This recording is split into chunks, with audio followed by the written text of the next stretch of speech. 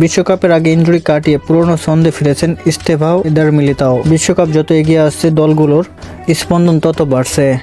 ব্রাজিলের শিবিরে অবশ্যই এই মুহূর্তে স্বস্তির হাওয়া বইছে, কারণ দলের দুই গুরুত্বপূর্ণ সেনা ইনজুরি থেকে ফিরে মাঠে নেমেই দেখিয়েছেন তারা এখনো আগের চেয়ে আরো বেশি শক্তিশালী। প্রথম নামটি উঠুক উইলিয়াম এস্তেভাও এর, যাকে নেইমারের পর ব্রাজিলের সবচেয়ে সম্ভাবনাময় হিসাবে চিহ্নিত করে ফেলেছেন পুরো দক্ষিণ আমেরিকা। ফুটবল বন্ধুরা বলেন, এই ডানপন্থী উইঙ্গারের পায়ে লেগে আছে সেই পুরনো সাম্বার জাদু। জাতীয় দলের ক্লাবের জার্সি দুই জায়গাতে তিনি সমান তালে আগুন ঝরাতে পারেন। স্বাভাবিকভাবেই ধরে নেওয়া হচ্ছিল বড় কোনো ইনজুরি না ঘটলে কার্লো আনচেলত্তির বিশ্বকাপ স্কোয়াডে তিনি হবেন অন্যতম ট্রাম্প কার্ড, কিন্তু হঠাৎ করে আঘাত তাকে কিছুদিন মাঠের বাইরে সরিয়ে রাখেন। ব্রাজিল ভক্তরা তখন শঙ্কিত, ভাবতে থাকেন সময় মতো ফিরতে পারবেন তো, ছন্দ হারাবেন না তো। গতকাল রাতে সেই সংখ্যা দূর হয়েছেন পুরোপুরি। এফএ কাপের কোয়ার্টার ফাইনালে চেলসি পোর্ট ভালের মুখোমুখি হয়েছিল। সেই ম্যাচে শুরুর একাদশে জায়গা পেয়েছেন এস্তেভাও। প্রথম মিনিট থেকে বোঝা যাচ্ছে এই তরুণ ক্ষুধার্ত। তিনি শুধু ফিরতে চাননি, তিনি ফিরতে চেয়েছেন ঝলক দেখিয়ে, আর তিনি ঝলক তো দেখালেনি, সঙ্গে পুরো ম্যাচটাকে নিজের করে নিলেন। চেলসি জিতেছেন 66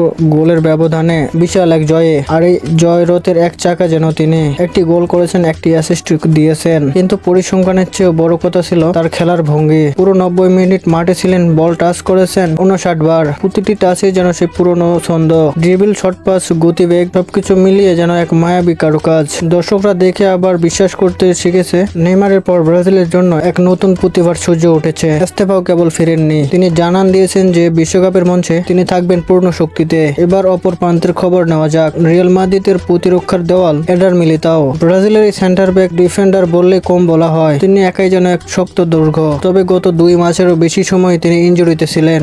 রিয়ালের সাবেক কোচ কার্লো আনচেলত্তি বারবার ভেবেছেন কবে ফিরবেন মিলিতাও, কারণ তার অভিজ্ঞতা, তার রিডিং অফ দ্য গেম, তার ট্যাকেল এসব কিছুই ছিল দলের জন্য অপরিহার্য।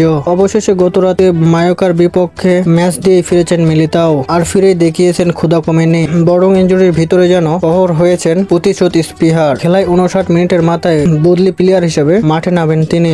ম্যাচের ফল হয়েছেন রিয়ালের জন্য হতাশাজনক, তারা হেরেছে, কিন্তু হারের দিনও দলের একমাত্র গোল করেন মিলিতাও। সেই গোলটির মানে শুধু স্কোর লাইন পাল্টানো নয়, বরং তিনি জানান দিলেন ইনজুরি তাকে স্মৃতি থেকে মুছে ফেলতে পারেননি তার সামর্থ্যকে। প্রসঙ্গতে মিলিতাও যতবার ইনজুরিতে পড়ুক তার ফর্ম কখনো পড়ে না। একবার ফিরলে যেন পুরনো মিলিতাওকে পাওয়া যায়। গত রাতে ব্যতিক্রম হয়নি। ডিফেন্সে তিনি ছিলেন ওয়ার্ল্ড ক্লাস, একের পর এক ট্র্যাকেল, সঠিক পজিশন, তার সতীর্থদের নির্দেশনা সব মিলিয়ে তাকে মনে হচ্ছিল তিনি কখনো মাঠ ছেড়েছিলেন না। রিয়ালের সাবেক কোচ কার্লো আনচেলত্তি হয়তো ম্যাচ শেষে হারের জন্য দুঃখ পেয়েছে, কিন্তু মিলিতাওকে দেখে নিশ্চয়ই স্বস্তি পেয়েছেন। এই দুই তারকার মাঠে ফেরার সবচেয়ে বেশি স্বস্তি দিয়েছেন কার্লো আনচেলত্তিকে, কারণ ব্রাজিলের দায়িত্ব নেওয়ার পর থেকে তিনি একটা কথা বারবার বলেছেন, বিশ্বকাপের মতো মঞ্চে দরকার স্থির মস্তিষ্কের ফুটবলার।